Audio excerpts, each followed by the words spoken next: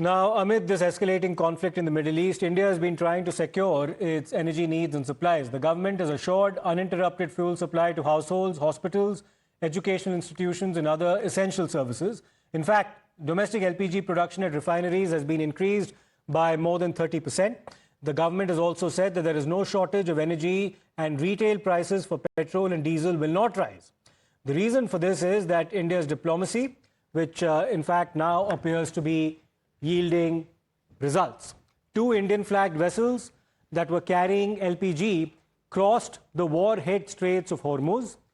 Shivalik and Nanda Devi are headed to the Mundra port as well as the Kandla port in Gujarat. They're carrying 92,000 tons of liquefied petroleum gas, which is absolutely critical now for our energy security.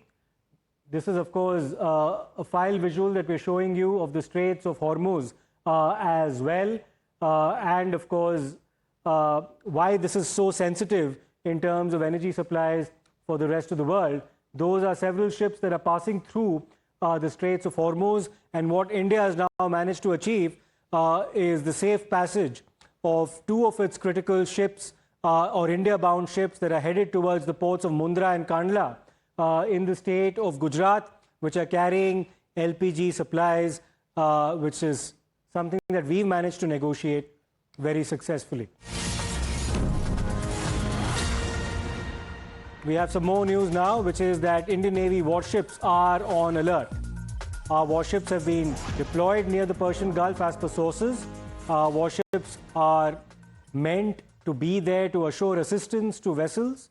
Indian warships are on standby near the Persian Gulf, and the Navy has also been called on, of course, to guard vessels coming towards India.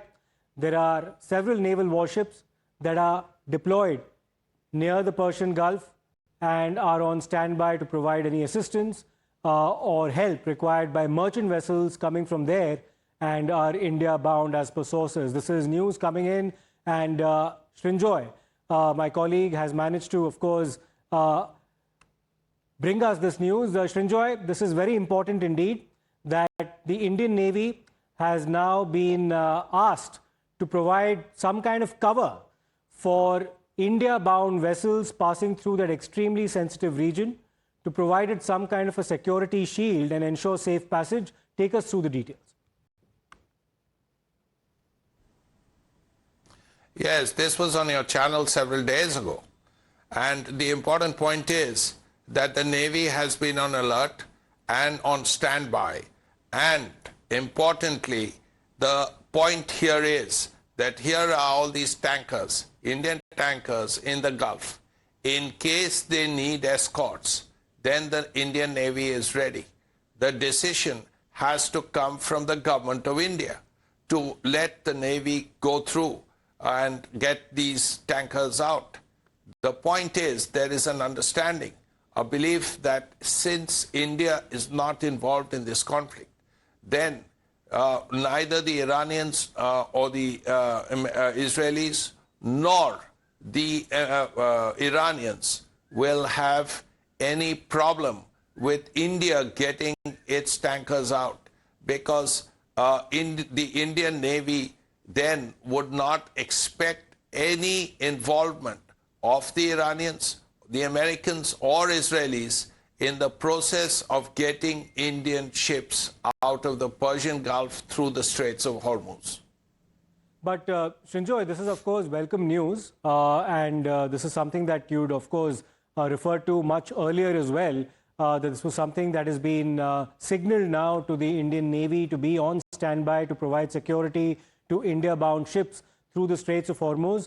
But given the extent of reliance that we place on the Straits of Hormuz for our energy security, what about the possibility of rerouting some of those ships as well to eventually reach India by taking a presumably longer route? We'll come back to that in just a short while, Srinjoy, but we also have former diplomat Mr. Suresh Goel joining us right now. Mr. Goel, good morning to you, but we have some very important piece of news that the Navy is on standby to provide security in the Persian Gulf to India-bound ships that might manage to secure safe passage through that region to eventually reach its destination What's your take on this?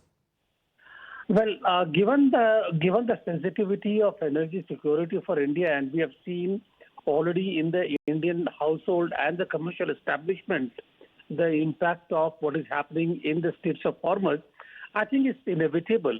It's actually quite natural, I would say, that we should take all precautions and security measures to ensure that the ships which have been cleared through the Straits of Hormuz, they should be able to navigate to the Indian ports without any further hindrance.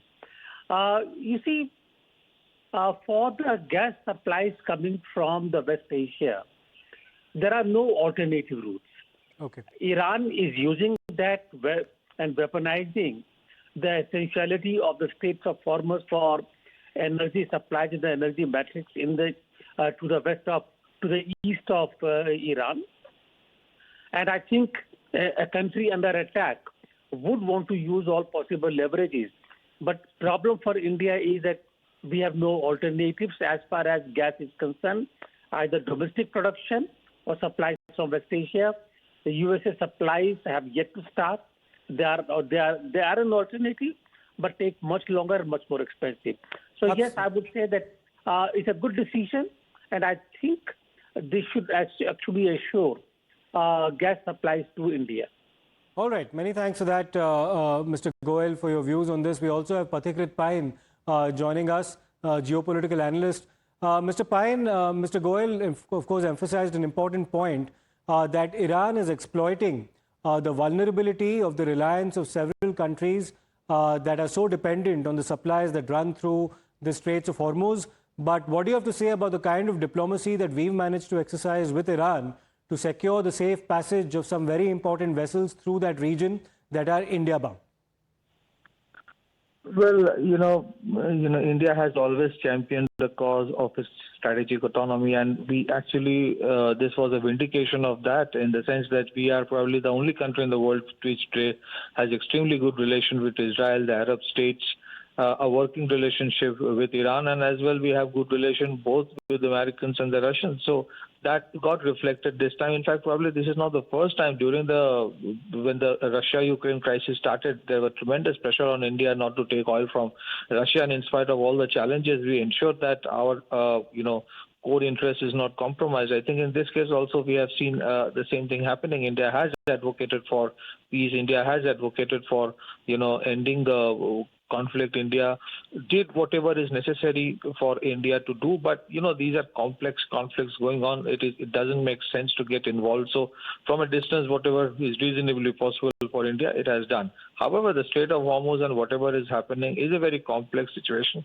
I don't think it's going to get sorted out so soon. So India, instead of getting meddled into other countries' affairs, have only ensured that whatever is necessary for countries like India, that is to be, taken care of.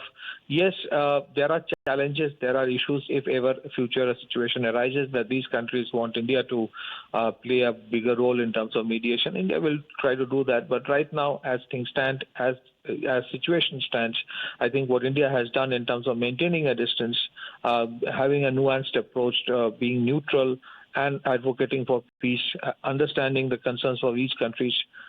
Whatever was necessary, it has been done. All right. Whatever is necessary has been done on the part of India. Many thanks, Mr. Pine. We have some more breaking news now.